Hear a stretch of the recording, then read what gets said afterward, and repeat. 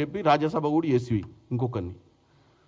So వీళ్ళంతా ఏమయ్యారు? వీళ్ళంతా 10 సంవత్సరాలలో ఏ స్థాయి నుంచి ఏ స్థాయికి వచ్చిర్రో ఈరోజు చూస్తే అర్థం కావట్లేదా?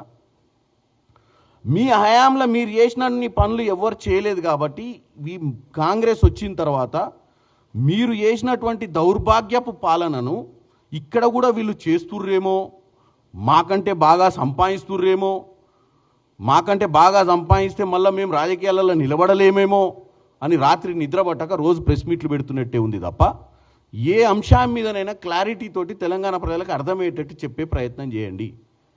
ప్రతిరోజు వచ్చి చెప్పే ప్రతి సబ్జెక్ట్లో కూడా ప్రభుత్వాన్ని నిందలపాలు చేయాలని, ఈ ప్రభుత్వంలో మీరు అర్థం చేసుకోవాల్సింది ఒకటే, తెలంగాణ ప్రజల్ని నేను కోరుకునేది, ఈ ప్రభుత్వంలో ఏ నిర్ణయం తీసుకున్నా ఫామ్ హౌస్లో నిర్ణయం జరగదు.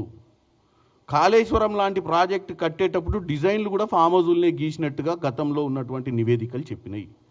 ఈ పాలనలో ప్రతి నిర్ణయము క్యాబినెట్లో ఆమోదం అయిన తర్వాతనే ప్రజల మధ్యనకు కానీ జీవోలు కానీ వస్తాయి. క్యాబినెట్లో ఎంతమంది మంత్రులు ఉన్నారో అందరు కలిసి చర్చ చేస్తారు. చర్చ చేసి అక్కడ ఏ తప్పిదాలకు తావు లేకుండా నిర్ణయం తీసుకునే ప్రయత్నం ఈ కాంగ్రెస్ పార్టీ చేస్తుంది. మీ మాదిరిగా కుటుంబ పాలన చేసే పరిస్థితి ఇక్కడ లేదు. రేవంత్ రెడ్డి గారి కుటుంబ సభ్యుల్ని మీరు నిందల పాలు చేస్తే రేవంత్ రెడ్డి గారి కుటుంబ సభ్యులు క్యాబినెట్లో కూర్చోరు, మీరు కూర్చున్నట్టు. వాళ్ళకి ఇష్టానుసారంగా రాజ్యాంగాలు తయారు చేసుకోరు, లేకపోతే జీవోలు ఇయ్యరు. కాబట్టి కేటీఆర్ గారు మీరు ఎంత ఏడ్చినా, ఎంత గగ్గోలు పెట్టినా, ఎన్ని ప్రెస్ మీట్లు పెట్టినా, ఎన్ని నిందలు మోపినా 5 లక్షల స్కాము, 9,900 ఎకరాలు ఆల్రెడీ అలాట్ అయిన భూమి అని మీరే చెప్తుర్రు. అలాట్ అయిన భూమికి 100% మేము విద్యుద్దామని పెట్టినామన్నారు మీరు రూలు. తర్వాత 200% మేము వేరే వాళ్ళకి ట్రాన్స్ఫర్ అయితే వాళ్ళకు అలాట్ చేసిన భూమి మాకు వద్దని వేరే వాళ్ళకి ఇస్తే 200% అని చెప్తుర్రు. ఈ ప్రభుత్వం కేవలం 30% ఇస్తుంది కాబట్టి పైన ఆర్ఆర్ ట్యాక్స్ ఉంటుందని చెప్తుర్రు మీరు. వీటన్నిటినీ కూడా తేట తెల్లం చేశారు.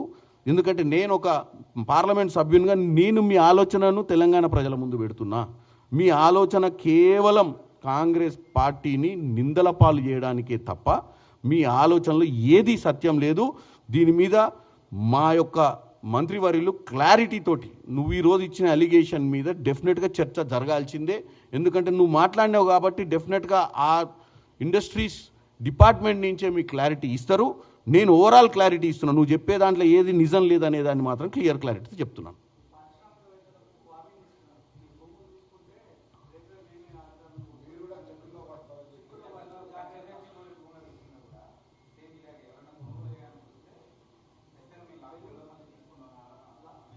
కేటీఆర్ నేను ఒక్కడే చెప్తున్నా, కేటీఆర్ పతివ్రత పరమాన్నం వండితే తెల్లారిదాకా చల్లారలేదట.